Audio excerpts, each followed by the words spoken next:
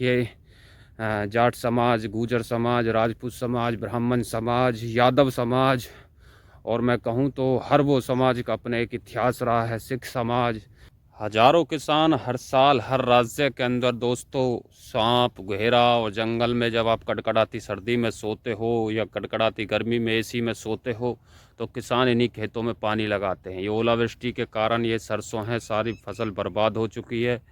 सामने गेहूं है, देख लीजिए सारे गेहूं बर्बाद हो चुके हैं। ओलावृष्टि के कारण सिर्फ सरसों में एक एक हाथ की डंडियां ही बची हैं और सुबह के समय 11:30 बज रहे हैं और मैं आपको बता दूं अभी कोहरा बहुत ज़्यादा है।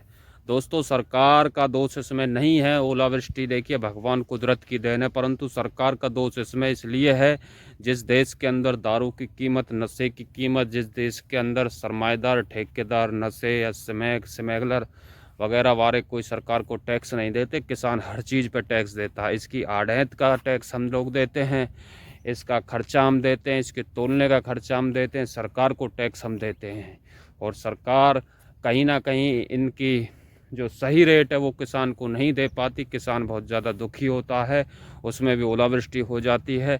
और आपको बता दूं ये गेहूं की फसल है। जिस देश के अंदर पानी की कीमत, जिस देश के अंदर नशे की कीमत इतनी ज़्यादा हो, वहाँ पर 1 किलो गेहूं की कीमत 20 से 22 रुपये किलो मिलती है। उस पर भी खर्चा लगता है आढ़त का, सरकार का और टैक्स का, क्योंकि किसान इस फसल को 6 महीने पकाता। जिस सर्दी के अंदर तुम घरों में सोते हो रात के 2-2 बजे इनमें पानी लगता है और जिस गर्मी के अंदर तुम एसीओ में सोते हो यहाँ पर रात के 2-2, 1-1 बजे किसान पानी लगाता है। और दोस्तों हर साल हर राज्य के अंदर 1000-2000 किसान अपनी जान इसलिए गंवा देते हैं। जब किसान रात में पानी लगाता है दोस्तों तो उनको किसी को सांप तो किसी को घेरा, और जब इनमें दवा मारता है, स्प्रे करता, आपके लिए फसल तैयार करता, किसी किसान को जहरीली वो दवा चढ़ जाती है जिसके कारण किसान अपनी जान गंवा देते हैं। दुख इस बात का 1 लीटर पानी की कीमत दोस्तों आपको 50-20 रुपये से 30 रुपये से स्टार्ट होने के बावजूद कई कई हज़ार और बड़े बड़े नेताओं को, खिलाड़ियों को और देश के राजनेताओं का पानी कई कई लाख रुपए लीटर विदेश से आता है। गेहूं की कीमत 20 से 22 रुपये किलो मिलती है, इस पर भी हर चीज़ का टैक्स देते हैं। ये सरसों की फसल है दोस्तों, सरसों बहुत कम मात्रा में खेत में होती है, इस पर भी कभी कभी तो 30 रुपये किलो, 40-50 लास्ट होती है, वरना मैं बता रहा हूँ इसके ऊपर भी किसान से हर तरह का टैक्स लिया जाता है। ये अब मैं आपको दिखाऊंगा दोस्तों इसकी क्या हालत है क्या नहीं है बैक कैमरा से। इस चैनल को सब्सक्राइब करें, फॉलो करें, अपना प्यार दें, आशीर्वाद दें। तो दोस्तों ये है, देख लीजिए सरसों की फसल जो ओलावृष्टि के कारण ख़त्म हो चुकी है और किसानों के पास यही 6 महीने का इंतज़ार होता है, जिसके कारण देख लीजिए इसमें ये डंडियाँ बची हैं और ये देख लीजिए सभी ये ओलावृष्टि के कारण ख़त्म हो चुकी हैं, बीच में से तोड़ दी गई हैं। ये देख लीजिए दोस्तों सरसों का ये नुकसान हो गया है और सरसों में इस समय कुछ भी नहीं है, सारी डंडियाँ ही डंडियाँ आप लोगों को दिखाई दे रही होंगी और इसमें कुछ नहीं है। चारों साइड ये हाल हो गया है दोस्तों। अब मैं आपको गेहूँ भी दिखाऊंगा, पर मैं सरसों में खड़ा हूँ तो आपको एक सरसों का फ़ायदा भी बता देता हूँ। किसी भी भाई बहन के पेट में गैस की समस्या हो, किसी भी भाई बहन के पेट के अंदर जलन रहती हो, बार बार मुंह में छाले हो जाते हों, तो दोस्तों सरसों की ये कच्ची कच्ची टहनियाँ होती हैं साइडों में जो सरसों के होती हैं, इनको तोड़ के लाना है और रात को इनको छील कर काट कर इनका बहुत अच्छा साग बनता है, जहाँ आपको किसी भी डॉक्टर नीम हकीम की ज़रूरत नहीं पड़ेगी। इनको काट कर रात के समय खुले में कपड़ा ढक कर रात में खुले आसमान के नीचे रख दीजिए। सुबह इनको ऐसे ही जो धोने के बावजूद जब आप रात में खुले आसमान के नीचे रखोगे, जैसे भी ये रहें कपड़े से ढककर ये पानी छोड़ेंगी और इनका आपको साग बनाना है। साग बनाते समय मिर्च, तेल, मसालों को कम इस्तेमाल करें और इनका इस्तेमाल करिए। ये बहुत ताकतवर चीज़ है, क्योंकि जिन डॉक्टर के पास जाकर आप दवा लेते हो, जिन डॉक्टर के पास जाकर आप तरह तरह के गर्मी बाहर निकालने के कैप्सूल, इंजेक्शन या कोई भी दवा लेते हो दोस्तों, खुद डॉक्टर इन चीज़ों का इस्तेमाल करते हैं, आपको अंग्रेज़ी दवा देकर पैसे कमाते हैं। अब दोस्तों ये देख लीजिए गेहूं है, क्या हाल इन गेहूं का हो चुका है। ये गेहूं दोस्तों अभी आपको खड़े दिख रहे हैं, जो कि ओलावृष्टि के कारण इनकी जड़ें टूट चुकी हैं और ये सूखने लगे हैं धीरे धीरे। आप देखेंगे बीच में अभी धूप नहीं है, ये सूखने लगे हैं, ऊपर से मुरझाने लगे हैं, काले पड़ने लगे हैं, क्योंकि ओलावृष्टि के चलते यहाँ पर बहुत ज़्यादा नुकसान हो गया था दोस्तों। और ये सामने आप देख सकते हैं सरसों का तो बुरा ही हाल है। और सामने जो गन्ने की फसल है अभी कोहरा बहुत ज़्यादा है।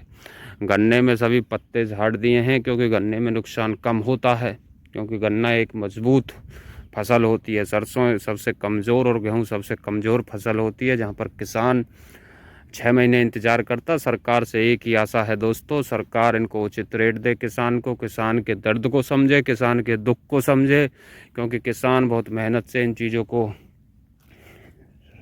गर्मी में सर्दी में आपके लिए तैयार करता है। किसानों का दर्द किसान ही जानता है। ये देख लीजिए डंडियाँ बची हैं, सारे फूल सारी पत्तियाँ इनकी झड़ चुकी हैं, वे किसी भी काम की नहीं है। आपको डंडियाँ ही डंडियाँ दिखाई देंगी, क्योंकि अब इनका सिर्फ एक ही काम है, इनको कोई भी पशु या चारे के लिए इस्तेमाल किया जाएगा। इनको जिनका खेत है वो ले जाएंगे और अपने पशुओं को खिलाएंगे, और कुछ नहीं है। ये देख लीजिए दोस्तों, ये गांव देहात है। जितने भी भाई बहन अपने शहरों में जाकर एसीओ में रह रहे हैं, उनसे मैं कहना चाहता हूं दोस्तों, अपने गांव देहातों में आइए। अपने आजकल शहरों के अंदर बहुत ज़्यादा लोग बीमार पड़ रहे हैं, क्योंकि एसीओ में रहते हैं, शरीर से पानी नहीं निकलता, पसीना नहीं निकलता। ये देख लीजिए गेहूं का कितना बुरा हाल हो चुका है। इस समय गेहूं की हालत बहुत नाजुक है दोस्तों। तो दोस्तों अपने गांव देहात में भी आते रहिए। दोस्तों ये मैंने आपको दिखाया किस तरीके से सरसों की और गेहूं की फसल ज़्यादातर ख़राब हो चुकी है। और मैं आपको एक बात और बता देना चाहता हूं, कभी किसान के लिए भी आवाज़ उठाइए। जहां पर समाजों को, आने वाली पीढ़ियों को ख़त्म करने के लिए छोटे छोटे कपड़ों में जहां लड़कियां लेडीज़ें अपने बदन दिखाकर कुछ लाइक फॉलोवर्स व्यूज़ के लिए पैसे कमा रही हैं, तो आने वाले समय में बता देना चाहता हूं, आने वाली पीढ़ियां ख़राब होंगी। जो समाज जो अपने इतिहास को नहीं पढ़ता, अपने महापुरुषों के इतिहास को नहीं पढ़ता, तो उनके आने वाले समय में वो बहन बेटियां, मैं आपको बता रहा हूँ, वो चीज़ें नहीं पढ़ पा रही, जिनके कारण वो लव जिहाद का शिकार हो पा रही हैं। तो हिंदू धर्म की जितनी भी बहन बेटियां आपसे कहना चाहते हैं, देखिए जाट समाज, गुजर समाज, राजपूत समाज, ब्राह्मण समाज, यादव समाज, और मैं कहूँ तो हर वो समाज का अपना एक इतिहास रहा है। सिख समाज जो इस देश के लिए, इस भगवे के लिए, इस हिंदुस्तान के लिए दोस्तों लड़े हैं, उनके इतिहास को भी आपको पढ़ना चाहिए। इस वीडियो में मैंने आपको बहुत बारीकी से बताने की कोशिश करी है दोस्तों। ये तो गांव देहात से हैं, क्योंकि यहाँ आते हैं, घूमते हैं, फिरते हैं, ये हालात हैं। किसान इस समय मजबूर है, कुछ कह नहीं सकता, कर नहीं सकता, क्योंकि टैक्स भरने के बावजूद भी किसान को वो सब शौक सुविधाएं सरकार नहीं देती, जहाँ पर सरकार किसान से भरपूर मात्रा में टैक्स लेती है। तो किसान के लिए आवाज़ उठाइए और हमारे चैनल को भी ज़्यादा से ज़्यादा सब्सक्राइब करिए दोस्तों। अगली वीडियो में आपको कोई नई जानकारी के तहत मिलूँगा। बहुत बहुत धन्यवाद। तो दोस्तों ये थे जो कि किसान की फसलें बर्बाद हो चुकी हैं। अभी 11:30 बजे हैं। मैंने हर चीज़ आपको बताने की कोशिश करी है। गांव देहात होते हैं, अपने गांव देहातों में आइए। जितने भी भाई बहन शहरों में जाकर रह रहे हैं, ये देख लीजिए चारों साइड अभी इस समय किसानों की फसल किसी काम की नहीं है। गेहूँ है वो ख़त्म हो चुके हैं, सरसों की फसल ख़त्म हो चुकी है। इसमें सामने गन्ना छोटा था जो कि नया बोआ था, ये जो खाली ज़मीन पड़ी है, और ये जितने भी आपको दिख रहे हैं, क्योंकि इस समय वो गन्ना ख़त्म हो गया था जो पशुओं के चारे के लिए काट के ले गए हैं। और ये सामने गेहूँ हैं जो कि अभी सूखने लगे हैं ओलावृष्टि के कारण। अभी मौसम जैसे जैसे खुल रहा है, धूप निकल रही है, इनकी जड़ें मर चुकी हैं, अभी तो ये पानी में भरे पड़े हैं, जिसके कारण हरे दिख रहे हैं। तो दोस्तों ये था सारा किसान और देहात की ज़िंदगी।